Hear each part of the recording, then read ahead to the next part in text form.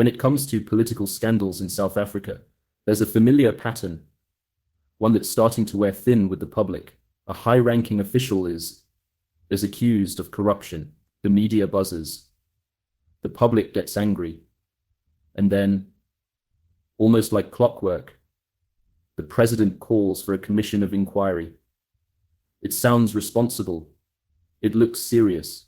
But in reality, it's a delay tactic, a smokescreen, a carefully rehearsed routine designed to protect the very people accused of wrongdoing. We saw this play out yet again with the recent fallout between Police Commissioner Mkhwanazi and then Police Minister Senzo, or as most are now calling it, the Police Minister scandal. Let's rewind. Mkhwanazi, known for his no-nonsense leadership of the KwaZulu-Natal SAPS, came out publicly and accused Senzo of corrupt interference in police matters. This wasn't some vague complaint whispered behind closed doors.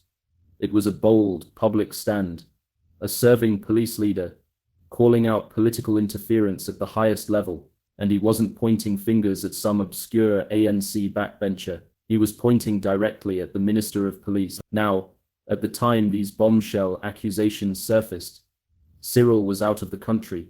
Fair enough.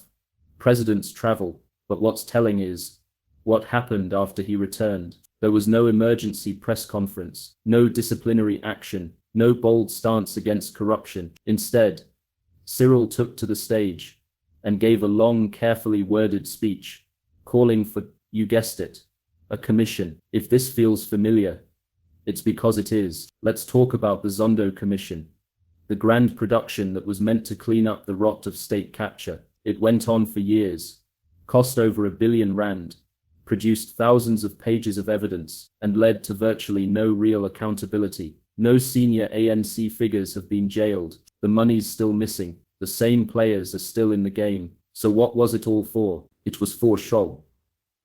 And Cyril knows this. He saw how effective the Zondo Commission was. Not in fighting corruption, but in buying time.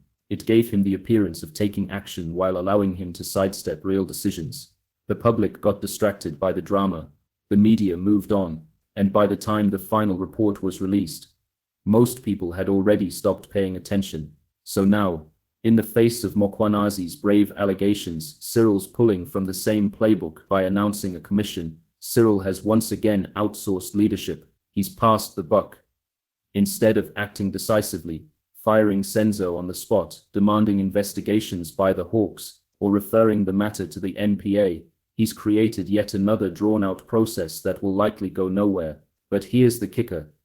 Even though Senzo has technically been removed as minister, he's still enjoying all the perks: car, house, security detail, VIP status. He's not been disgraced. He's been gently shuffled off stage. It's a slap on the wrist, not a consequence. This is protection, not punishment.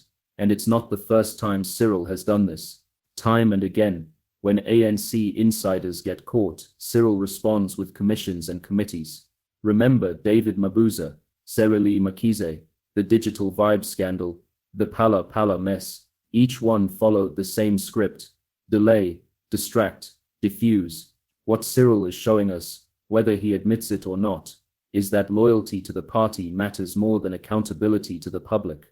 He protects his own. He uses the language of reform while operating like a caretaker of the old order. The danger of this strategy isn't just political, it's democratic.